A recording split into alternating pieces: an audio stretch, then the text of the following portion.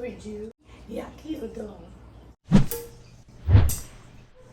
Let's start cooking.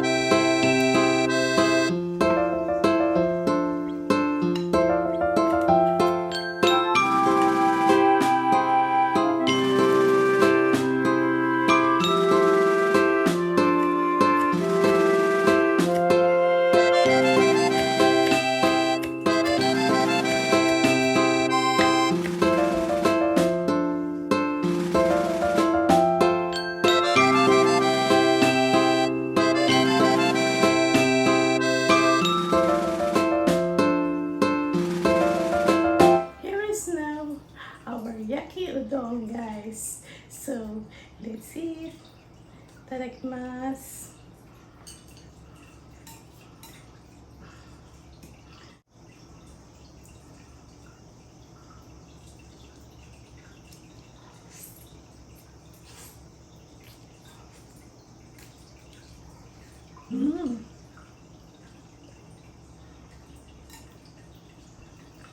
Good. Yummy. Oishii.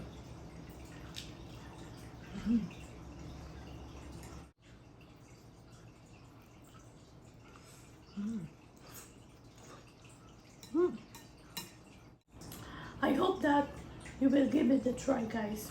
Subukan nyo magluto ng Yaki Udon. There is also the yakisoba.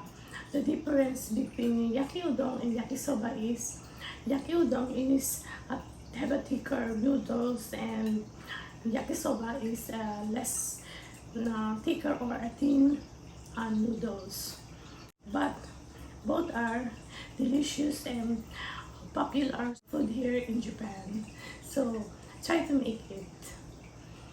And I hope you like our recipe today. And thank you for watching. And see you on my next videos. Mata ne! Bye bye!